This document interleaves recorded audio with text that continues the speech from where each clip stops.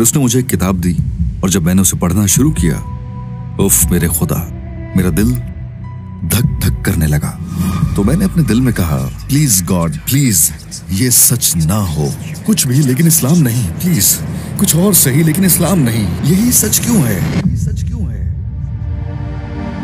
मेरे अंदर 10 माह तक यही जंग जारी रही। आखिरकार एक रात मैंने कहा, मार्शल से बचने का कोई रास्ता नहीं है। और मुझे अपनी पहली नमाज याद है और ये मेरी पूरी जिंदगी का सबसे खूबसूरत तजुर्बा था।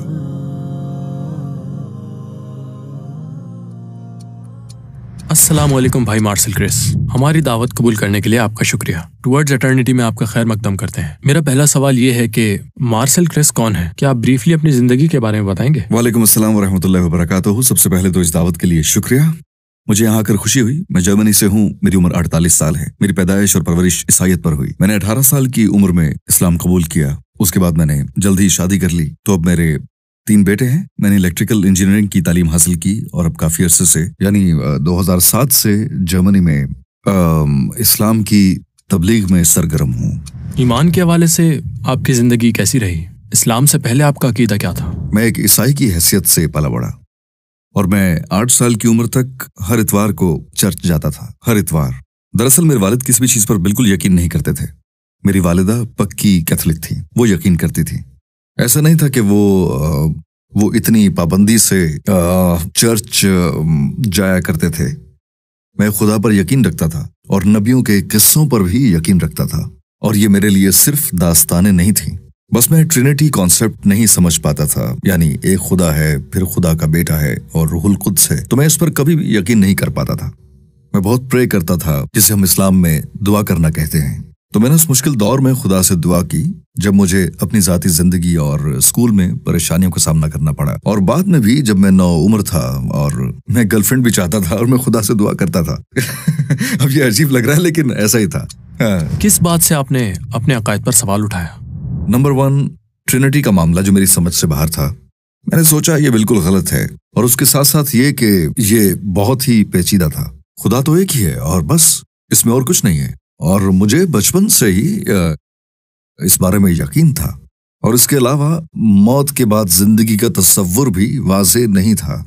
ये वो चीज़ है जिसमें मुझे दिलचस्पी थी और मैंने इस बारे में कुछ लोगों से भी पता करने की कोशिश की, क्योंकि मुझे जानना था कि मौत के बाद क्या होगा। मुझे बहुत तजस्सुस था, लेकिन ईसाईयत में इसका वाकई कोई वाज़ेह जवाब नहीं था। बस ये कि आप ईसाई हैं तो सब ठीक है, क्योंकि जीसस ने आपके गुनाहों की कुफारे के लिए जान दी। हाँ, बस ठीक है। फिर मौत के बाद होता क्या है? अब समझे कि मैं मर गया हूँ और मुझे अपनी कब्र में डाल दिया गया है। फिर क्या? मुझे इसके बारे में बताएं। और मेरे ख्याल से इस सवाल का जवाब एक मजहब को देना चाहिए। इसे नजरअंदाज करना नामुमकिन है, क्योंकि ये बहुत ही बुनियादी सवाल है। जिंदगी का मकसद क्या है और हम कहाँ जा रहे हैं, हम यहाँ क्यों हैं? तो क्रिश्चियन साइड से मुझे कोई हकीकी जवाब नहीं मिला, तो मतलब मैंने मान लिया कि इसमें कुछ मिसिंग है। आपने इस्लाम के बारे में पहली बार कब सुना? क्या आप तासुब रखते हैं? मुझे इस्लाम के बारे में बहुत से तासुबात थे। आपके मुसलमान दोस्त थे? नहीं, 16 या 17 साल की उम्र तक तो कोई नहीं था, यूं समझ लीजिए। मेरा स्कूल में पाकिस्तान से एक दोस्त था और दरअसल वही था जिसने मुझे इस्लाम से मुतारफ करवाया। मैं इस्लाम के बारे में सिर्फ यही जानता था कि नंबर 1, मुसलमान पोर्क नहीं खाते हैं और ये कि ये एक इस्लाम के अहम सतून की तरह है। और नंबर 2, अगर आप उनमें से किसी के साथ गड़बड़ करेंगे तो उनके 40 कजन्स आपके पीछे आ जाएंगे। इस्लाम के बारे में मैं सिर्फ इतना ही जानता था और बदकिस्मती से इस बारे में मेरा इल्म मीडिया की सुनी सुनाई बातों तक था। और इस्लाम के बारे में मीडिया की हमेशा से एक ही कहानी रही है, जिसमें आपको असल इस्लाम के बारे में सुनने को कुछ भी नहीं मिलता, बस सिर्फ इस्लामी ममालिक के बारे में मिलता है। और जो सुनने को मिलता है वो भी आम तौर पर जंग के बारे में ही सुनते हैं, जैसे कोई टेररिस्ट अटैक या ऐसा ही कुछ और। यही वजह है कि मैं इस्लाम को मुतशद्दिद मजहब समझता था, यानी बैकवर्ड और खतरनाक किस्म का। हाँ, बस मुसलमान होने से पहले मेरे ज़हन में इस्लाम का यही तस्वुर था। आपका इस्लामी सफर कैसे शुरू हुआ? इस्लाम की किस बात ने आपको सबसे ज्यादा मुतासिर किया? स्कूल में मेरी मुलाकात एक पाकिस्तानी दोस्त से हुई। उसने मुझसे इस्लाम के बारे में बात करना शुरू की। शुरू में उसने इस्लाम का जिक्र बिल्कुल नहीं किया। उसने खुदा के बारे में बात की कि आप एक खुदा पर यकीन रखते हैं और आपको यकीन है कि सिर्फ एक खुदा है और ट्रिनिटी या कोई और चीज नहीं है। जाहिर है मैंने भी उसकी हाँ में हाँ मिला दी। और फिर उसने मुझसे पूछा, आपका इस्लाम के बारे में क्या ख्याल है? उसने सवाल पूछा और मैंने कहा, इस्लाम? क्यों? اور جب اس نے اسلام کے بارے میں بات کرنا شروع کی تو میں بہت جلد سمجھ گیا کہ یہ بالکل وہی ہے جس پر میرا یقین ہے۔ اسے مجھے خدا کے بارے میں بتایا اور اس نے اس خدا کے بارے میں بیان دیا کہ وہ قادر مطلق ہے، سب سے طاقتور ہے۔ اس نے اسلام کے بارے میں بات کی تو میں نے کہا واہ، یہ بالکل وہی ہے جس کا میں یقین کرتا ہوں۔ لیکن پھر مسئلہ بھی یہی تھا کہ یہ اسلام تھا، ایک متشدد اور خطرناک مذہب، اور یہ سچ نہیں ہو سکتا۔ یہاں تک کہ جیسے میں نے اپنے دل میں کہا، پلیز گاڈ پلیز، یہ سچ نہ ہو، کچھ بھی ہو لیکن اسلام نہ ہو، پلیز کچھ اور صحیح مگر اسلام نہیں، اسے ہی کیوں سچ ہونا ہے؟ کیونکہ میں نہیں چاہتا، میں اس مذہب کی پیروی کیسے کر سکتا ہوں؟ اور مجھے مغرب میں اسلام کا تصور معلوم تھا، اور میں نے اپنے آپ سے کہا اگر میں اپنے والدین اور اپنے دوستوں سے جا کر یہ کہوں گا کہ میں مسلمان ہوں، ناممکن ہے۔ اور اسی لیے میں اسلام کا آسانی سے قائل ہو تو گیا، لیکن میں اسلام کے غلط تصور کی وجہ سے جھجک رہا تھا، کچھ تو میڈیا کی وجہ سے اور کچھ مسلمانوں کے اپنے رویوں کی وجہ سے۔ تو کیا آپ کو آخرت کے بارے میں آپ کے سوالات کے جوابات مل گئے؟ میں نے اپنے دوست سے موت کے بعد کی زندگی کے بارے میں پوچھا، کیونکہ میرے حساب سے مذہب کے پاس اس کا واضح جواب ہونا چاہیے، اور اس نے کہا ہاں ہاں ہاں بالکل ہے، اس کا جواب موجود ہے۔ میں آپ کو اس کے بارے میں ایک پوری سٹوری بتا سکتا ہوں، اس لمحے سے لے کر جب آپ قبر تک جاتے ہیں اور اس کے ساتھ جنت اور جہنم تک۔ میں نے کہا او مائی گاڈ، مجھے بھی پڑھنے دو۔ پھر اس نے مجھے ایک کتاب دی جس میں آخرت کی تفصیلات تھی، اور جب میں نے اسے پڑھنا شروع کیا، او مائی گاڈ، میرا دل ایسے کر رہا تھا، میں پڑھے بغیر نہ رہ سکا۔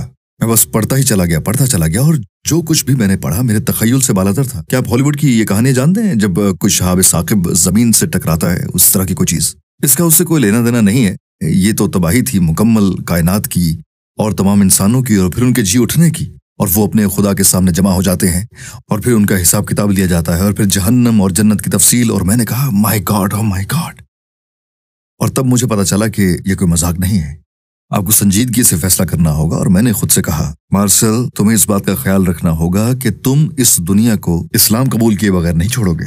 تو آپ سمجھ گئے کہ اسلام ایک صحیح مذہب ہے، اسلام خود ایک سچائی ہے۔ آپ پہلے ہی اپنے دل میں قائل تھے؟ میرے دل میں یقین تھا، جی ہاں۔ اور جب آپ نے بغیر ایمان کی موت کے سنگین نتائج دیکھے؟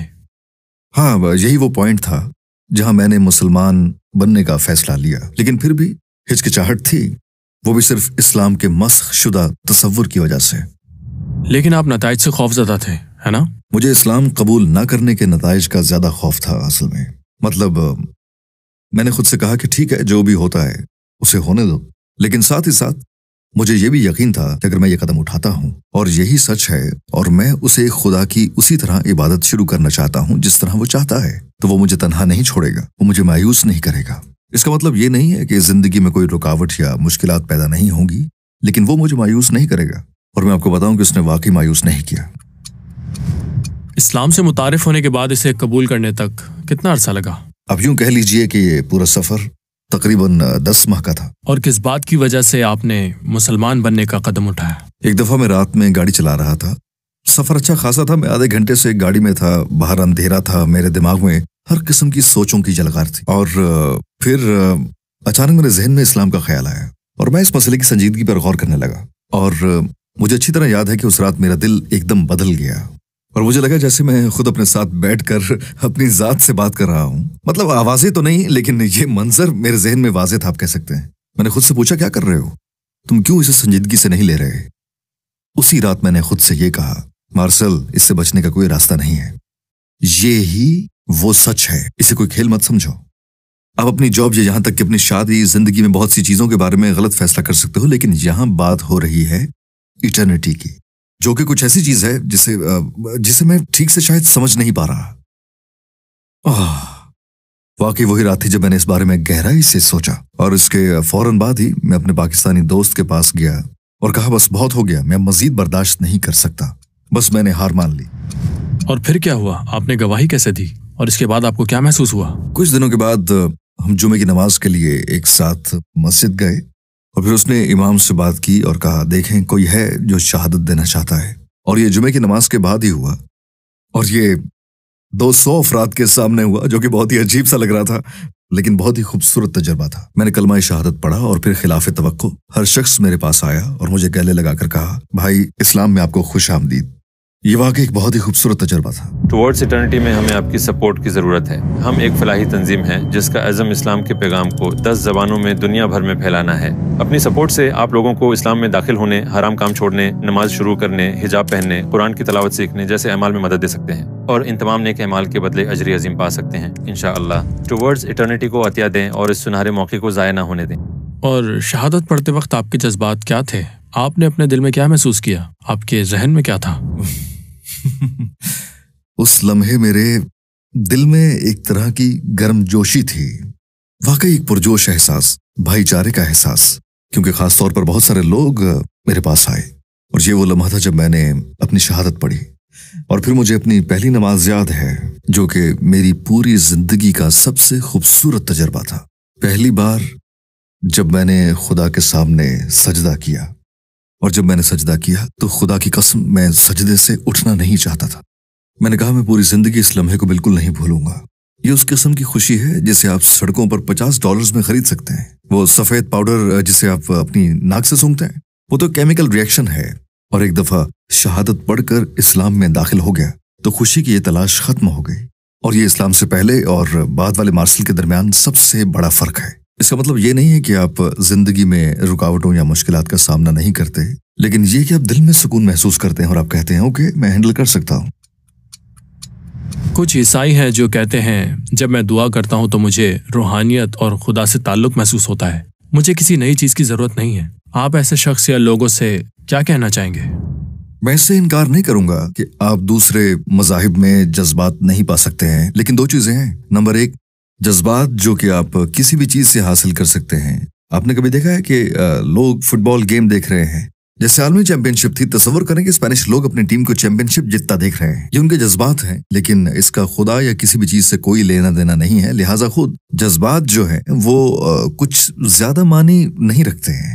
اور نمبر 2، اہم بات یہ کہ مذہب کے حوالے سے یہ سچ ہونا چاہیے جو بھی آپ کو احساس کے طور پر دیتا ہے، یہاں تک کہ اگر آپ کسی دوسرے مذہب سے خوش ہیں، میں اس کا فیصلہ نہیں کر سکتا، لیکن کیا یہ سچ ہے یا نہیں؟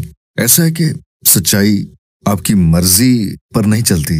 خدا نے ہمیں کسی چیز کو سمجھنے کے لیے ذہن دیا ہے، تو آپ کے پاس کسی ایسی چیز پر یقین رکھنے کا عذر نہیں ہے جو آپ کے ذہن سے متصادم ہے۔ ظاہر ہے کوئی بھی قبول نہیں کرے گا، لیکن پھر بھی آپ کہتے ہیں کہ میں اس پر یقین کرتا ہوں کیونکہ میں اسی طرح پیدا ہوا تھا، یا کیونکہ میرے والدین اس پر یقین رکھتے تھے۔ ہم خدا سے توقع نہیں کر سکتے کہ وہ اسے کسی عذر کے طور پر قبول کرے گا۔ بہت سے لوگ اپنے شہادت دینے کے لمحات بیان کرتے ہیں، جیسے میرے کندھوں سے ایک بہت بڑا بوجھ اتر گیا، میرا دل ہلکا ہو گیا۔ کیا آپ کے ساتھ بھی ایسا ہوا؟ ایسا ہی ہوا، بالکل۔ اور اب میں دوسروں کو یہ بتا رہا ہوں۔ جب میں کسی کو ہچکچاتے ہوئے دیکھتا ہوں تو میں ہمیشہ کہتا ہوں کہ مجھے پتا ہے تم کیا محسوس کر رہے ہو، اور ابھی شہادت دینا آپ کے سر پر پہاڑ کی طرح لگتا ہے، لیکن میں آپ کو ضمانت دیتا ہوں کہ ایک بار جب آپ شہادت دیتے ہیں تو یہ پہاڑ غائب ہو جاتا ہے۔ آپ کو ایسے لگتا ہے جیسے آپ کے کندھوں سے بوجھ اتر گیا ہے۔ شاید یہی ایک وجہ ہے کہ لوگ ہچکچاتے ہیں۔ آپ اپنے سر پہ ایک پہاڑ دیکھتے ہیں، لیکن ایسا نہیں ہے، کیونکہ آپ کو یہ قدم اٹھانا ہوگا۔ یہ ایسی ہے جیسے خدا آپ سے کہہ رہا ہے کہ اب بس کر ڈالو۔ یہ شروع میں مشکل لگتا ہے، لیکن آپ کو پہلا قدم تو اٹھانا ہوگا۔ آپ کو ایک قدم میرے پاس آنا ہے اور میں آپ کی طرف 10 قدم آؤں گا، لیکن پہلا قدم آپ کو اٹھانا ہوگا۔ کوئی زبردستی نہیں ہے، یہ صرف آپ کا فیصلہ ہے، لیکن ضرور اٹھائیں اور پھر دیکھیں گے کیا ہوتا ہے۔ جب میں نے شہادت دی تو یہ تقریباً 10 ماہ کی مزاحمت کے بعد تھا۔ یہ ایک اندرونی جنگ تھی، ایک اندرونی جدوجہد تھی، یہ جانتے ہوئے کہ یہ سچ ہے، لیکن بعض اوقات اسے قبول نہ کرنے کے بہانے تلاش کرنے کی کوشش کرنا۔ تقریباً 10 ماہ تک اپنے اندر میں حالت جنگ میں رہا، اور پھر اچانک یہ جنگ ختم ہو گئی، اور یہ دوسری جنگوں کی طرح ہی ہے جس کے ختم ہونے پر آپ خوش ہوتے ہیں، لیکن یہ اس طرح نہیں ہے کہ آپ کو شکست ہوگی، آپ اس میں سرخرو ہو کر نکلتے ہیں۔ میں نے بھی دل میں یہی محسوس کیا، یہی صحیح فیصلہ تھا۔ بس میں نے اپنے آپ سے پوچھا کہ میں نے اسے قبول کرنے میں اتنا ٹائم کیوں لگایا۔ آپ کی فیملی اور دوستوں کا رد عمل کیسا رہا؟ مت پوچھے مت پوچھے۔ سب سے پہلے تو میں یہ کہنا چاہوں گا کہ میں نے اپنی فیملی کے حوالے سے بہت بڑی غلطی کی۔ میں نے جیسا کہ بتایا کہ میں 10 ماہ تک اپنے دل کو قائل کرتا رہا، لیکن پہلا قدم اٹھانے کی ہمت نہیں کی۔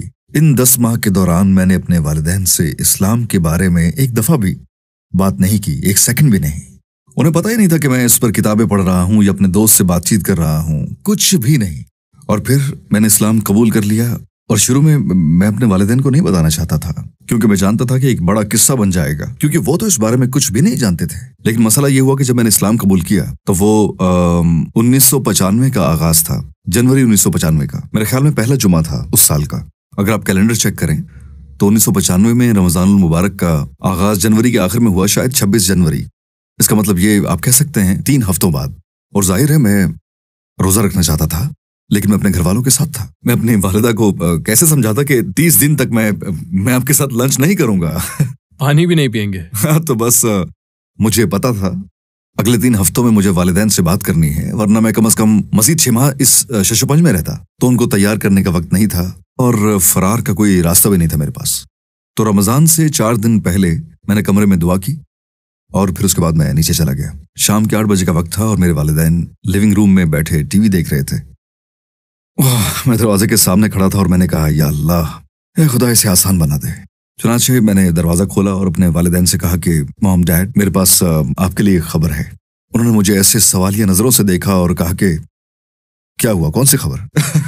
تو میں نے جھٹ سے انہیں یہ بتا دیا کہ میں مسلمان ہو گیا ہوں۔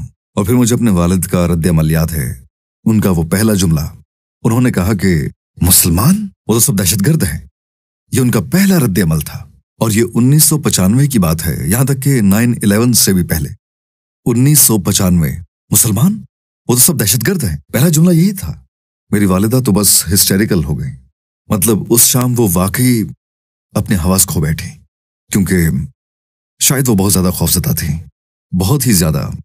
بلکہ میرے ماموں نے برسوں بعد پھر مجھے بتایا کہ میری والدہ نے اس رات انہیں فون کیا تھا، صرف وہ اپنے بھائی سے بات کرنا چاہتی تھی۔ اور ماموں نے بتایا مجھے کہ رات کا وقت تھا، 10 یا 11 بجے کا۔ انہوں نے فون اٹھایا اور انہوں نے میری ماں کی آواز سنی، انہوں نے مارسل کو چھین لیا، انہوں نے مارسل کو چھین لیا۔ یہ پہلی بات تھی ان کی، یہ وہ پہلا جملہ تھا، پہلی بات تھی جو انہوں نے سنی، میری ماں کی آواز سنی، انہوں نے مارسل کو چھین لیا، مارسل کو چھین لیا۔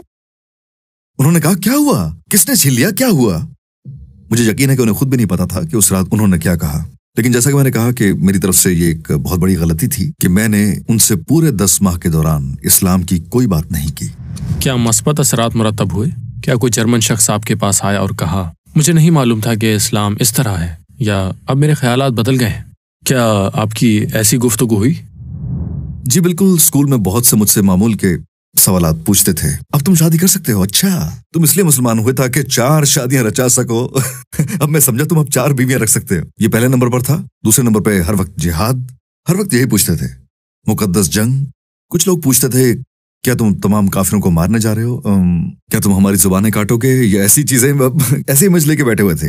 انہیں لگتا ہے مسلمان صرف وہی جس کے ہاتھ میں تلوار ہے۔ اچھا، ہاں، تو بس اسی قسم کے سوالات پوچھتے تھے۔ اور جب آپ نے حیات طیبہ کے بارے میں جانا اور سیکھا تو حضرت محمد صلی اللہ علیہ وآلہ وسلم کی کس بات سے زیادہ متاثر ہوئے؟ میں سب سے زیادہ حضرت محمد صلی اللہ علیہ وآلہ وسلم کی رحمت کو سراہتا ہوں۔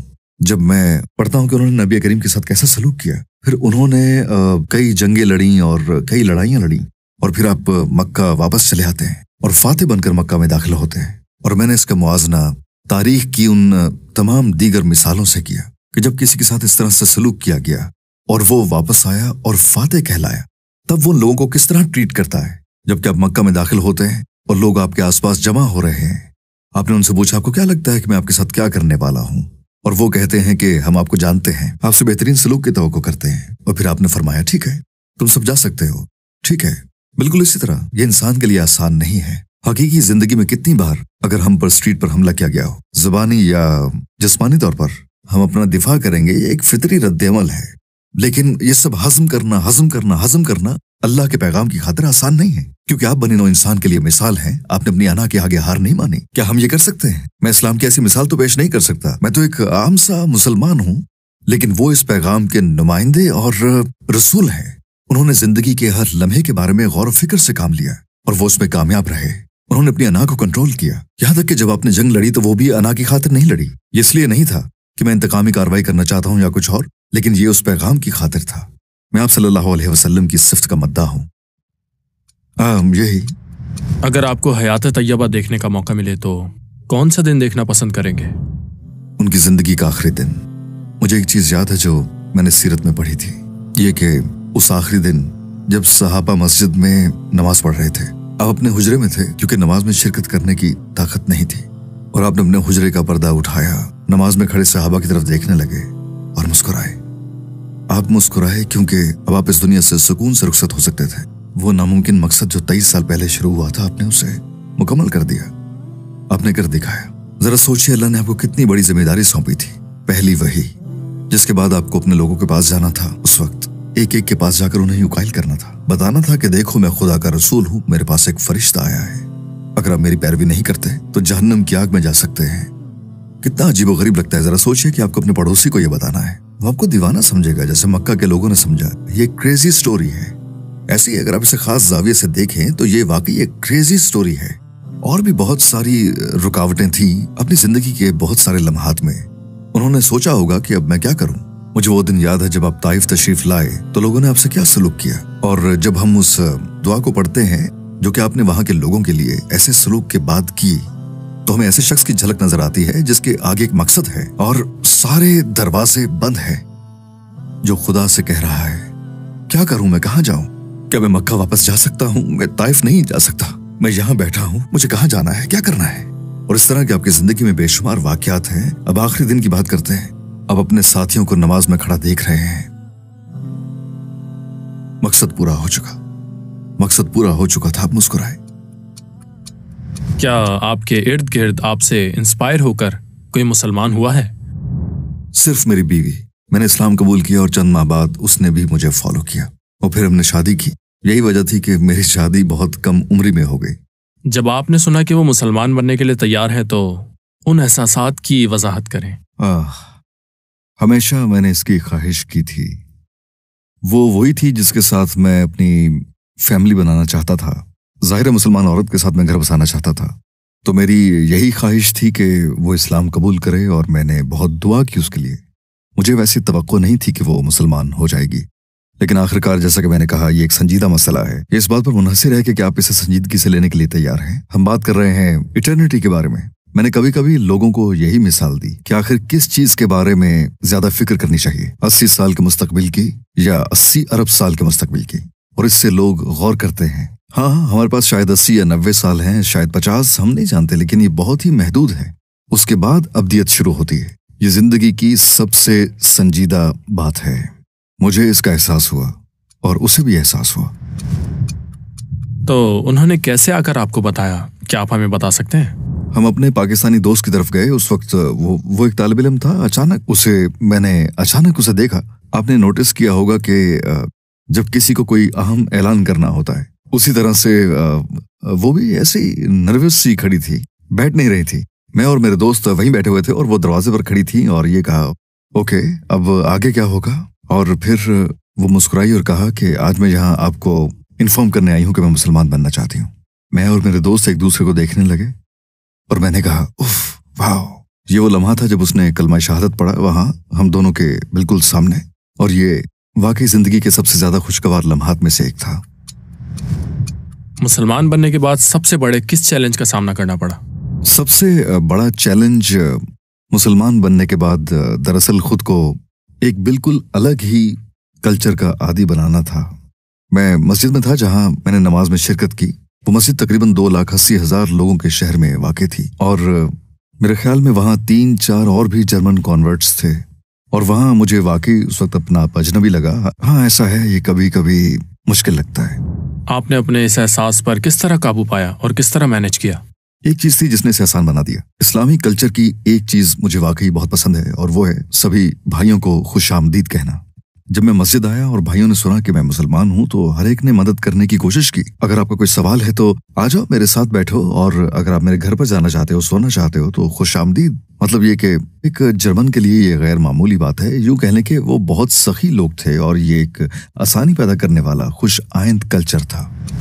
बहुत से लोग समझते हैं कि उन्हें मुसलमान बनने के लिए एक अरबी बनना पड़ेगा, अपना नाम और सारा कल्चर तब्दील करना होगा। क्या आपको भी ये खदशात थे और आपने इन चीजों पर कैसे काबू पा लिया? दरअसल मैं भी इसी तासुर में था कि जब आप मुसलमान बन जाते हैं तो आप भी अरब बन जाते हैं। आप ये कहते तो नहीं है, लेकिन ये आपके अंदर का एहसास होता है। आपको लगता है कि आपको अपना पहनावा बदलना होगा, आपको अपना नाम बदलना होगा। और यहाँ तक कि बहुत से लोग कहते हैं उस दिन से लेकर अब तक ये सबसे ज्यादा पूछा जाने वाला सवाल है, آپ کا اسلامی نام کیا ہے؟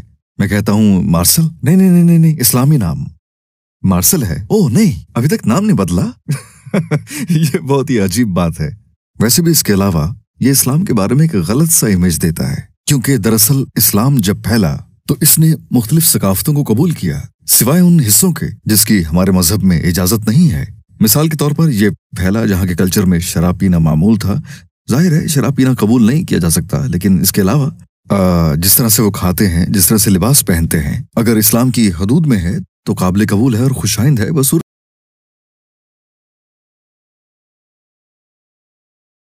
صحرا کی ثقافت کو پوری دنیا میں پھیلانے کی کوشش کرتے ہیں, اور مجھے لگتا ہے کہ یہ خاص طور پر مغرب میں ایک رکاوٹ ہوتی. اگر آپ لوگوں کو یہ تاثر دیتے ہیں کہ آپ اپنے کلچر کو بدل کر ہی اس مذہب کو اپنا سکتے ہیں, تو نہیں, ایسا نہیں ہے. میں اپنے والد کے بارے میں سوچ رہا تھا. میرے والد کی عمر اب 74 سال ہے. وہ کبھی قبول نہیں کریں گے عرب کلچر کو, لیکن وہ اس عقیدے کو قبول کر سکتے ہیں کہ ایک خدا اور صرف اسی کی عبادت کرنی ہے, اور بس یہی کافی ہے. ہم لوگوں کو عربی یا ترکی یا کچھ اور نہیں بنانا چاہتے. ہم امید کرتے ہیں کہ وہ مسلمان بنیں.